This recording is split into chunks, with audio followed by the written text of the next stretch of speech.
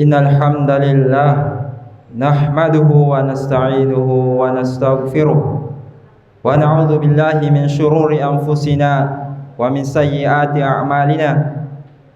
May yahdihillahu fala mudilla lahu wa may yudlil fala hadiya lahu. Wa ashhadu an la ilaha illallah wahdahu la syarika lahu wa ashhadu anna Muhammadan abduhu wa rasuluh. Allahumma shalli ala Muhammad wa ala ali Muhammad kama sallaita ala Ibrahim wa ala ali Ibrahim innaka Hamidum Majid.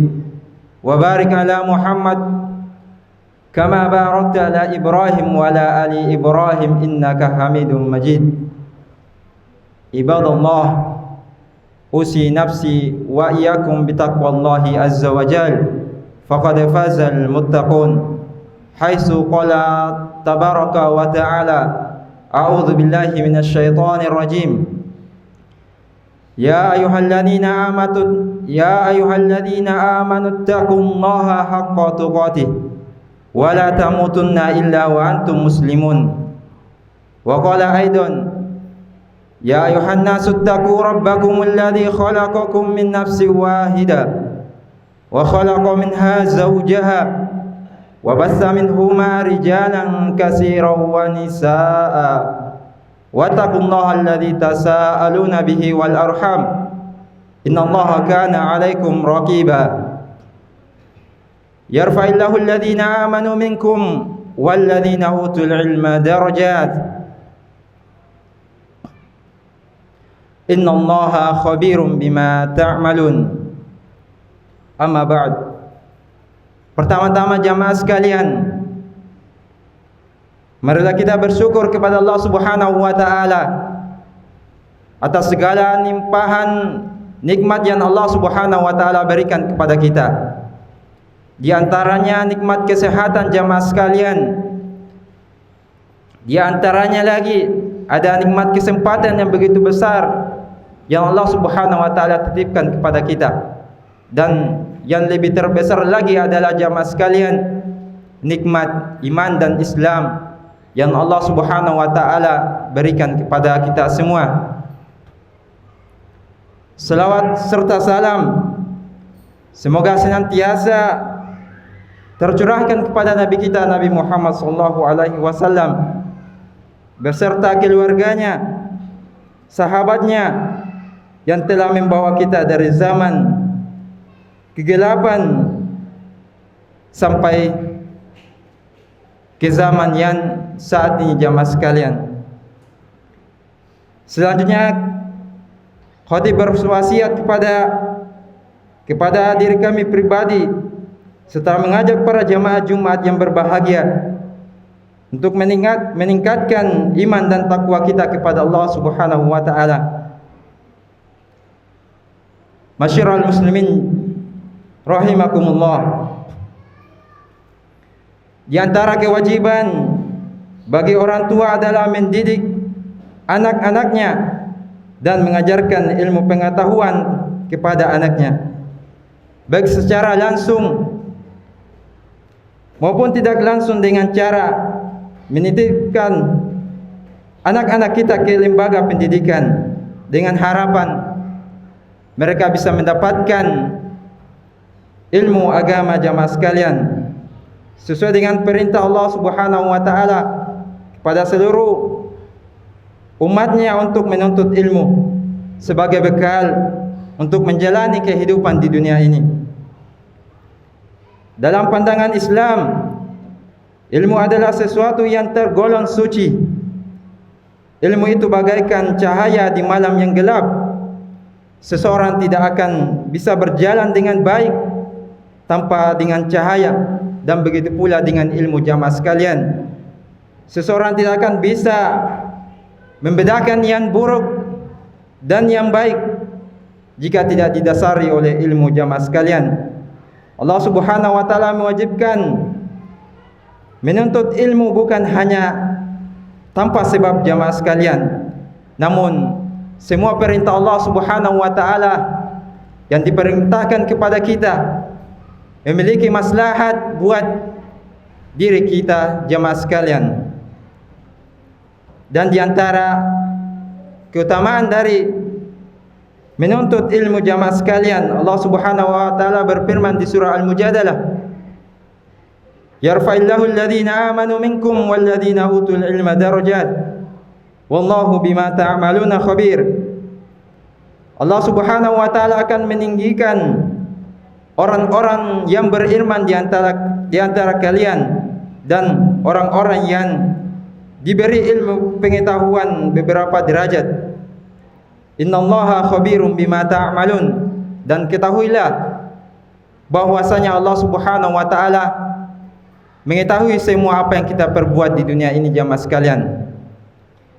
Dari ayat ini tersirat janji Allah Subhanahu wa taala untuk mengangkat derajat orang-orang yang beriman dan mengangkat derajat orang-orang yang memiliki ilmu.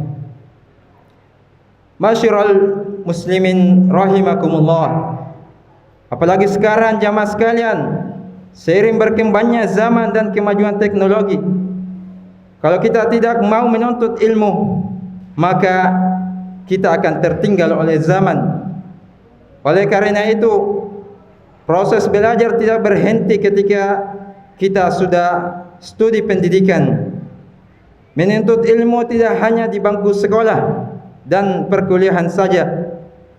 Bukan hanya saat muda, bahkan hingga sudah tua pun kita tetap diwajibkan untuk menuntut ilmu. Utlubul ilma minal mahdi ilal lahdi.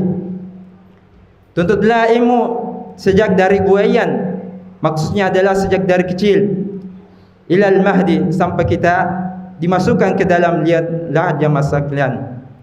Jadi tidak ada batasan bagi kita untuk berhenti menuntut ilmu jamaah sekalian.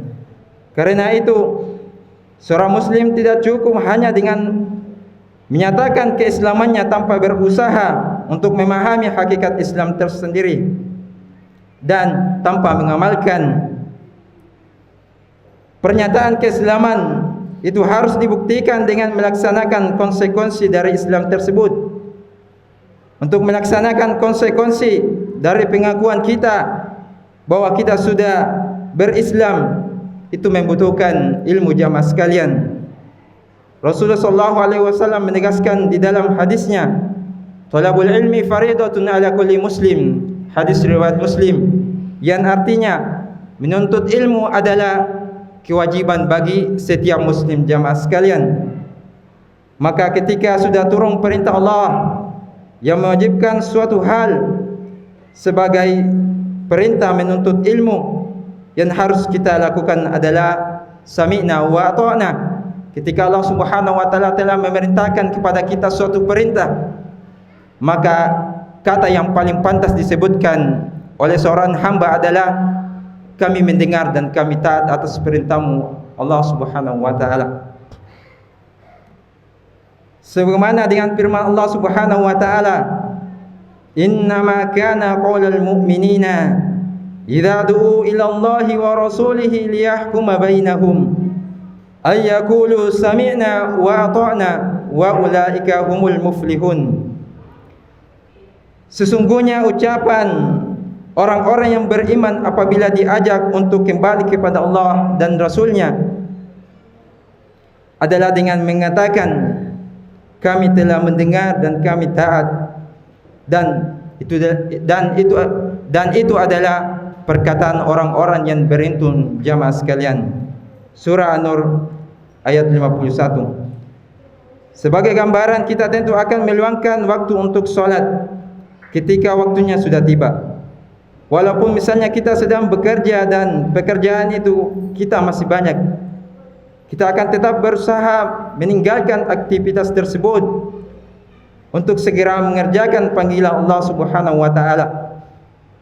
Maka begitu pun terhadap ilmu jamaah sekalian. Sesibuk apapun kita harus tetap menuntut ilmu, menghadiri kajian-kajian, mengikuti majelis-majelis ilmu, membaca buku-buku keagamaan dan lain sebagainya. Masyiral muslimin rahimakumullah. Tentu sangat banyak keutamaan menuntut ilmu. Di antara pada kesempatan terbatas ini kami menyampaikan beberapa keutamaan dari menuntut ilmu jamaah sekalian.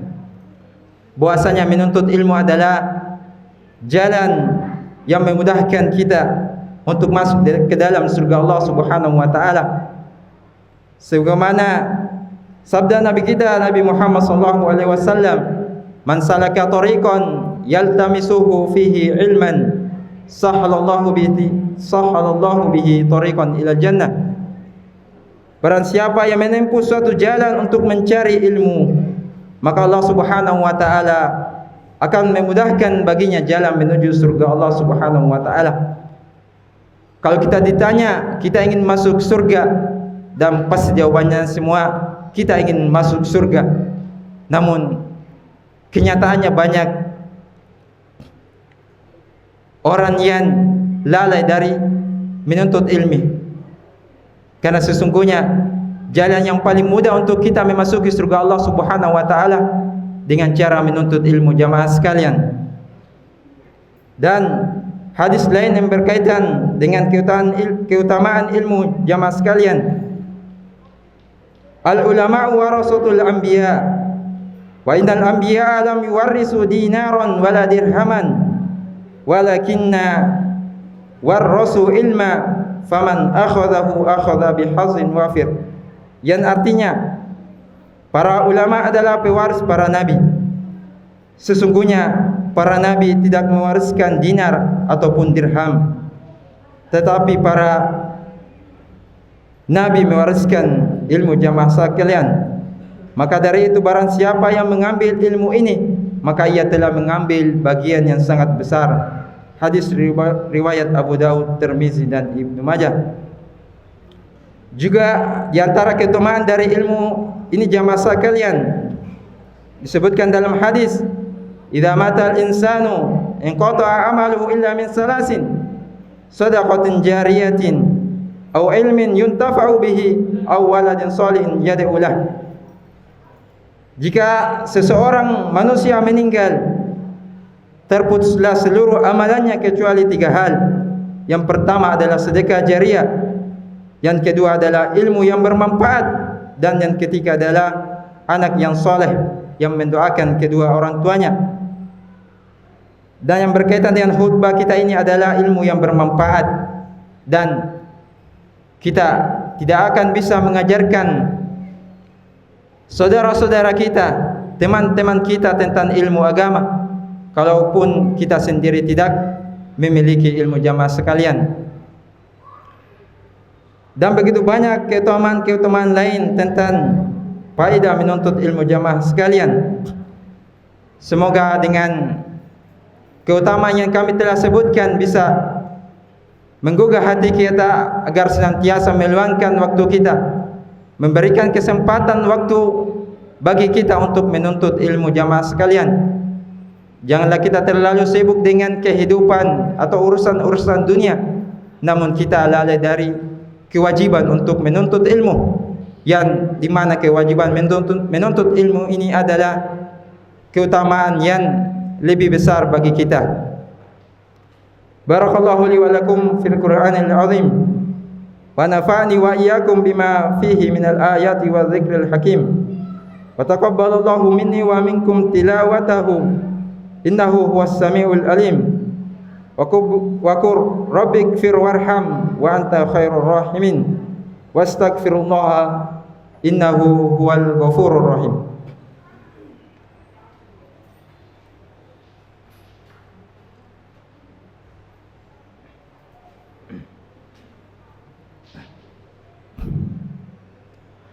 Alhamdulillahi ala ihsanihi wa syukur lahu ala taufiqihi wa amtinanihi.